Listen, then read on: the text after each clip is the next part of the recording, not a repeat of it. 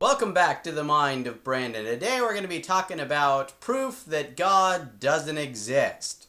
So back when I was doing Outspoken Atheism on a previous YouTube channel, I remember one of the challenges that was put to atheists every now and then by various members of the religious community here on YouTube was to prove that God doesn't exist.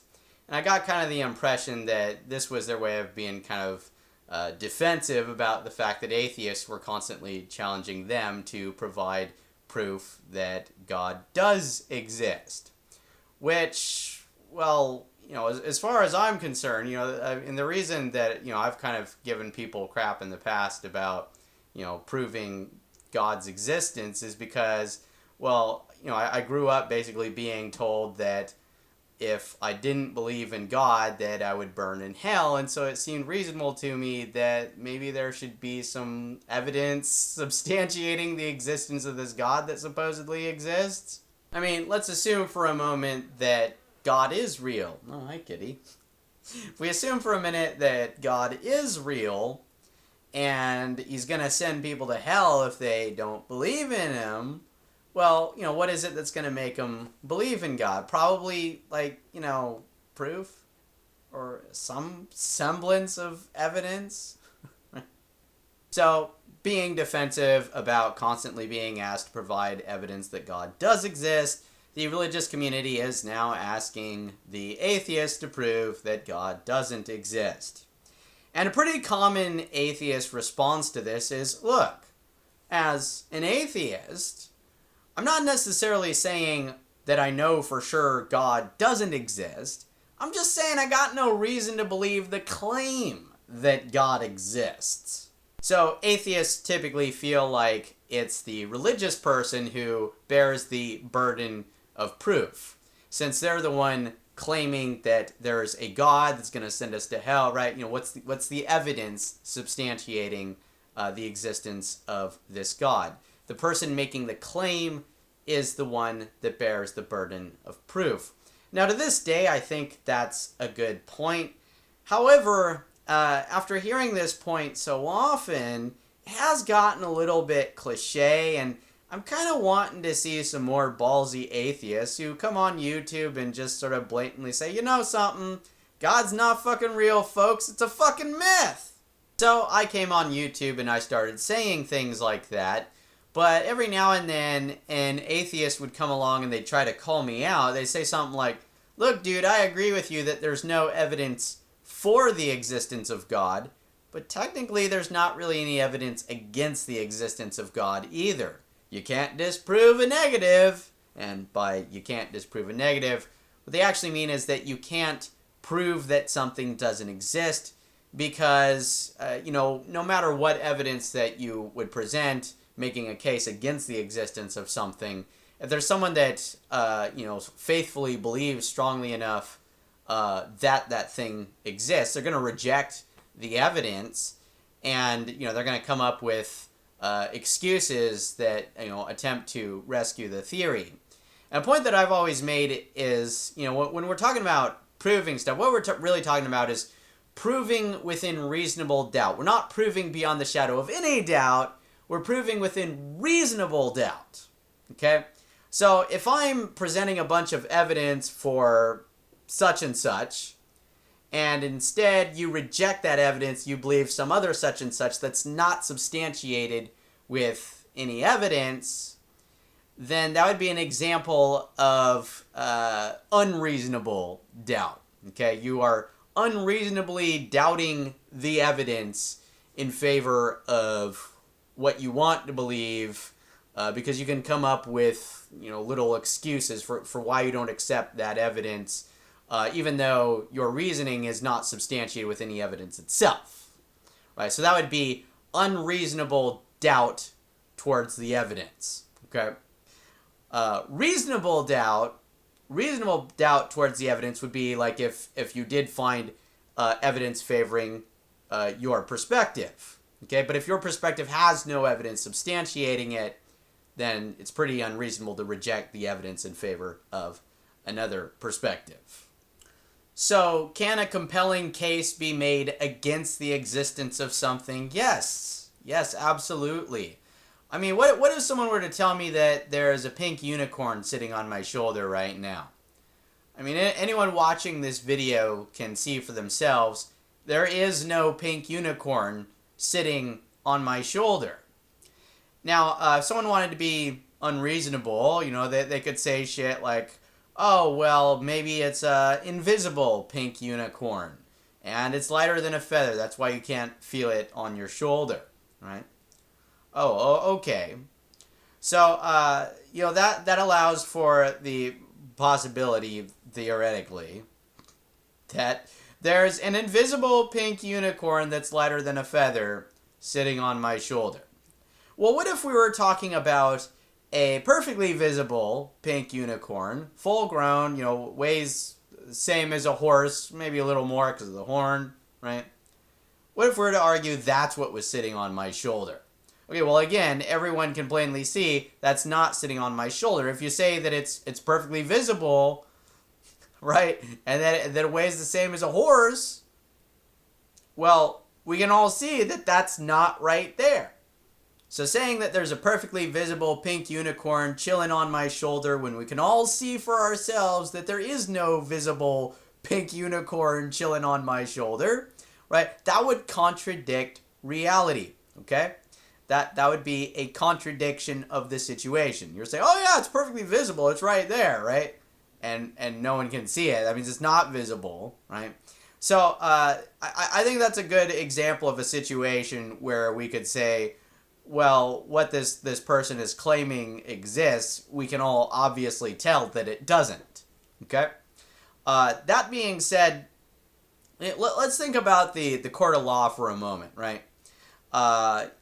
You basically, someone, if someone is accused of killing someone, the idea is they're theoretically innocent until proven guilty, but at the same time they still get a defense attorney that is going to try and prove that they're not guilty, okay?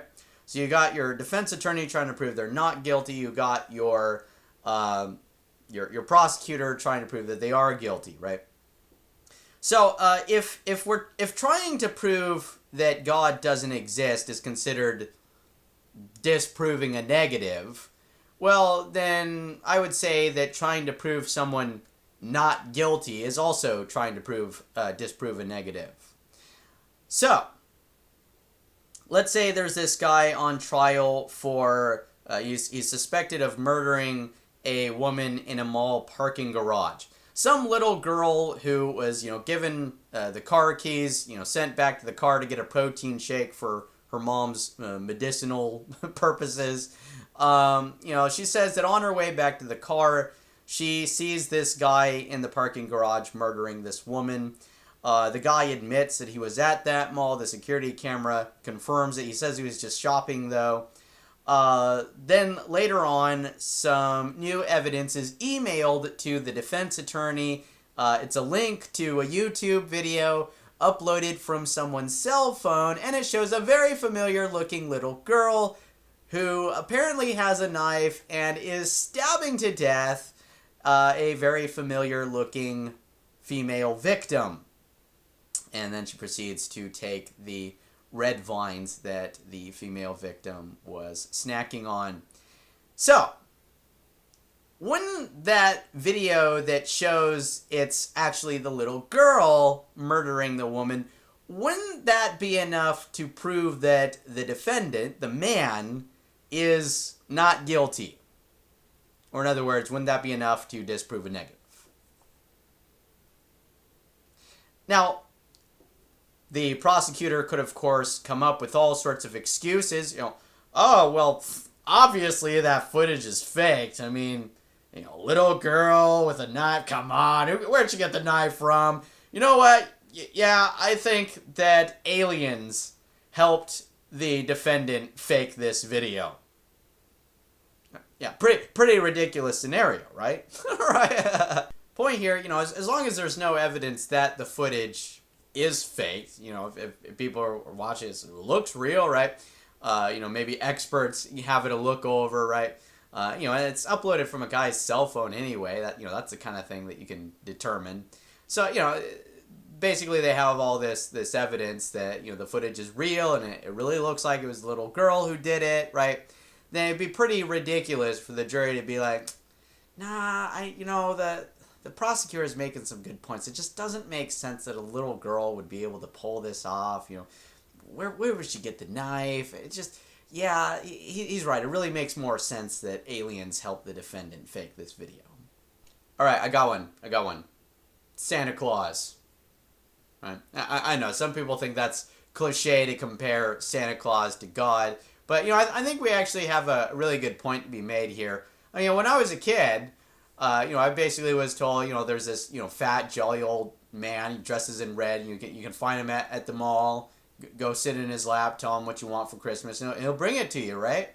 And I was told that he lives in the North Pole with elves, right?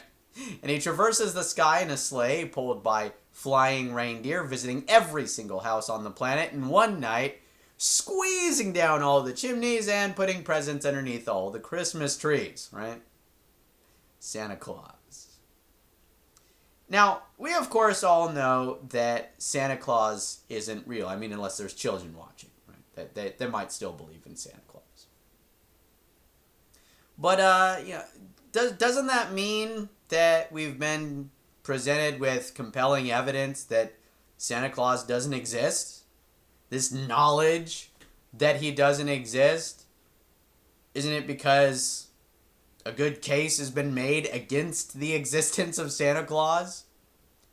Let's take Santa Claus at the mall, for example. There was a picture of me sitting on Santa's lap, and there was another picture of my sister sitting on Santa's lap. But if you look at the two pictures of Santa Claus, it's clearly two different guys, who are wearing a beard, and they're in different red suits, right? It's not the same person, okay? It's not the same Santa. And so, we talked with my parents about this. They actually fessed up the guy at the mall is not Santa Claus. What they said is, oh yeah, those are Santa's helpers, right? See, the original understanding was that it was Santa Claus, but when we realized that they're two different people dressed like Santa Claus, well, then the excuse became, oh, well, those are Santa's helpers. So this rescues the theory that Santa Claus can be real, but it does at the same time go to show that, where we thought Santa Claus was at the mall, there's actually something else going on there. That's not Santa Claus, right? And so later on down the road, I start comparing the handwriting of my mother to handwriting on gifts that are marked from Santa. Noticing, oh gee, Santa seems to have my mother's handwriting, right? At least that's what it looked like. Hard to be absolutely 100% certain, right? So one year, actually, I think there was 1 or 2 years that we went over to my cousin's house for Christmas, and I remember getting up in the morning, noticing that my cousins, they had gifts that were marked from Santa, and my sister and I, we also had gifts marked from Santa. But my cousin's gift, you look at the handwriting for their gifts marked from Santa, compare it to the ones that my sister and I got, it's not the same handwriting. Right? Now again, you can say, oh, well, maybe it's Santa's helpers who's putting from Santa on the gifts, right? So again, this rescues the theory that Santa Claus can still exist. He's got helpers who are writing this stuff down for him. Right? So one year, I go sneaking around in the attic trying to figure out what my parents are going to get me for Christmas. Right? And it was a success. I found some stuff. It's like, oh, that's probably what my parents are getting me for Christmas. Right? Christmas Day comes along, and the package that these presents came in, it's not marked from Mom and Dad or anything like that. It's marked from Santa. Yep. Presents that I knew were from my parents were marked from Santa. Smoking gun. It's been my parents this entire time putting those presents underneath the Christmas tree Not the fat, jolly old man who dresses in red, lives in the North Pole with elves, traverses the sky in a sleigh pulled by flying reindeer, visiting every single house on the planet in one night, squeezing down chimneys and putting presents underneath all the Christmas trees. Nope, it was my parents.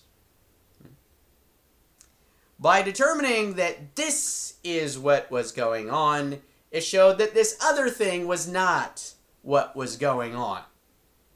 And so when my parents found out my sister and I knew the truth, there is no such thing as Santa Claus. It's really our parents putting those presents underneath the tree. They decided to give us more detail on where all this Santa stuff came from anyway, where it came from in the first place. And that really actually helps kick the dead horse, right? Because, when you find out where this Santa stuff comes from, it really helps show that Santa's just not real, okay? Where it comes from, of course, is loosely based on Saint Nicholas, who did actually live on this planet, but he's dead. He's not living in the North Pole with elves, okay? No, he died. He lived in ancient Turkey. He did not visit every single house on the planet in one night. He did not squeeze down chimneys and put presents underneath Christmas trees. No, he went around putting coins in people's shoes, right? So we know Santa Claus doesn't exist. I'm sure I didn't have to convince any of you of that, but I think this is a great example of a situation where we can say that we've disproven a negative, okay? If someone's attitude is Santa Claus doesn't exist, there's proof that Santa Claus doesn't exist. Okay? We all know that Santa Claus doesn't exist. So what about the various gods that people have believed in? Well, take for example the Egyptian god that's customarily known as Horus. That, of course, is a Greek adaptation of his name. The Egyptians actually called him Her. Yes, they called him Her. Her was represented as a falcon. As a falcon, he was perceived to represent the sky. So the idea is he's the sky, and the sun and the moon, those are eyes. They're the eyes of the falcon god Her. Now, in the modern day, we've been sending rockets into space. We have satellites in orbit. People have landed on the moon. We've got robots crawling around on Mars, probes in deep space. Nothing has crashed into the face of a falcon god. And if that were the face of a falcon god, something would have crashed into it by now. Now, you can try to rescue the theory, saying, oh, well, maybe since he's a god, he has the ability to allow objects to pass through him without crashing, right? But is that anywhere to be found in the mythos? No. In fact, Horus's eye gets maimed in battle. That object didn't pass through him, right? So if you say, oh, well, maybe since he's a god, he has the ability to allow objects to pass through him. Well, what you'd be doing there is you'd just be coming up with an excuse, or in other words, making shit up, right? So it really actually doesn't do that great of a job of rescuing the theory. Really doesn't. On top of that, right, the sun is just one of billions of stars in the galaxy. The Earth orbits the sun, and the moon orbits the Earth. The sun and moon are not eyes, and the sky is not a giant falcon. We know this, right? Now some of the Egyptians, this might surprise you guys, but Egyptians don't consistently all believe the same thing, right? Sometimes people are surprised to hear that, right? Some of the Egyptians, when they looked up at the sky, instead of perceiving it as the falcon god Hor, they perceived it as a sky goddess. A sky goddess who arches over the earth. Okay? And in this conception, the sun is not an eye of the sky goddess. The sun is a boat being driven across the belly of the sky goddess by the sun god. So I guess you can see the sun god as sort of an invisible man in the sky, right? Well, he's typically going to be depicted as a man with the head of a falcon or sometimes a ram. There might even be some other animals they use here or there. Yeah, so the idea is the sun god is traversing the belly of the sky goddess in a boat. Every night, the sun is swallowed by the sky goddess, but she gives birth to it again every morning. That's interesting. Typically, like what you eat that comes out your ass. She's given birth, though.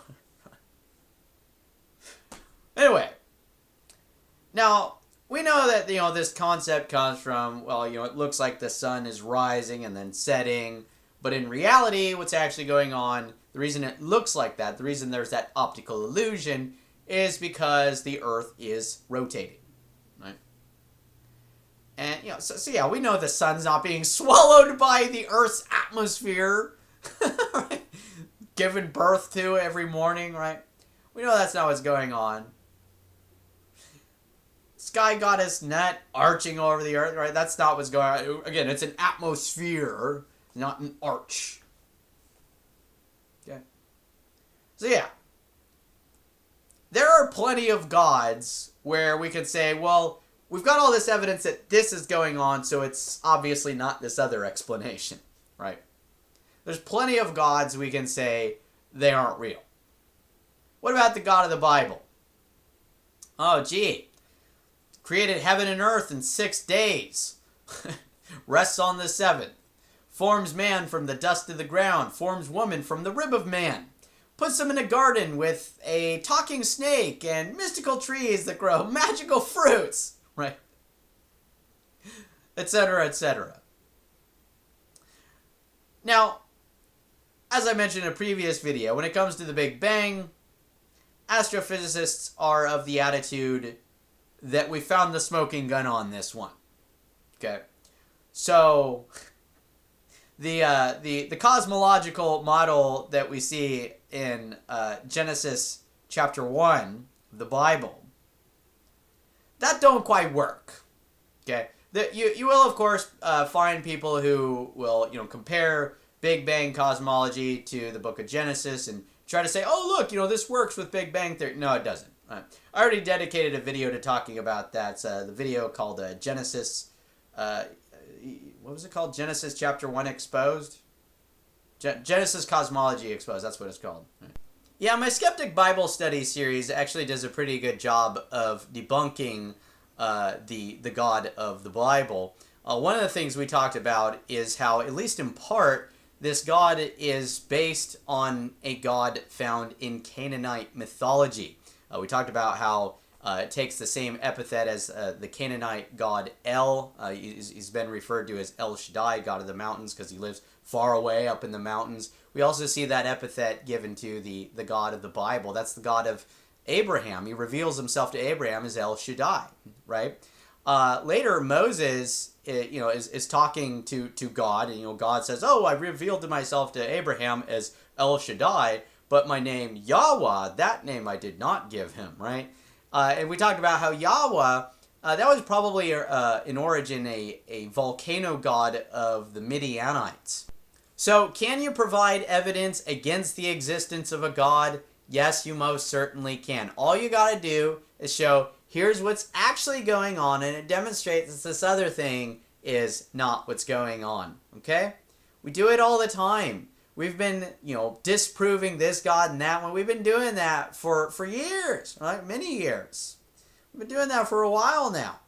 So what some people do in this situation is they say, okay, sure, you can prove this God doesn't exist. You can prove that God doesn't exist. But you can't prove that there's no God. Right? What the hell is that supposed to mean? Because, if one of the gods that we're proving doesn't exist is God, as in the God of the Bible, what the hell are they talking about? And they must be talking about some other God that's not the God of the Bible, right? We have actually discussed this in previous videos. Some people say, well, I believe in God, but not the God of the Bible, right? Well, what are you talking about? What is it more specifically you're talking about? And so they're going to have to give you specifics, or else they've just made up a new god. In which case, you can say for sure that it's not real because they just fucking made it up. If they don't have anything to attach to it, then it's just a word. It's a word with nothing else attached to it. One of the things we've talked about in previous videos is how some people are really just deifying whatever it was that set in motion the formation of the universe. And if you get the impression someone's doing that, you can just point that out, right? When it gets to that point, we are in that situation, kind of at a point where I look at it as though, well, God's either real or it isn't, depending on how you're using the word. But at the same time, there are people using that word in places where it's like, I would not use the word there. The video I did last week, I can't remember the name of the physicist that we were responding to, but yeah, he's just deifying the quantum fluctuations. He's just deifying nature. It's just like, okay, dude, you can call that God if you want. I'm going to keep calling it quantum fluctuations. I'm going to keep calling it nature, basically, at every little point in space, there's an underlying fundamental field of energy that, manifests itself as these quantum fluctuations. The various elementary particles, little waves and ripples of energy that will coalesce into subatomic particles, which coalesce into atoms, which coalesce into molecules, which coalesce into the compounds of matter, right?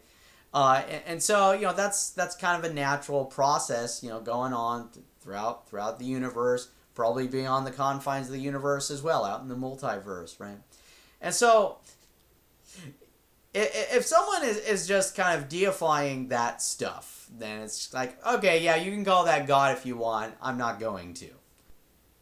At the end of the day, whatever it is they're deifying, there's probably not going to be any proof that it's intelligent or that it listens to your prayers, performs miracles, that sort of thing. And so it's actually going to fall short of most people's expectations of what we refer to as God, right?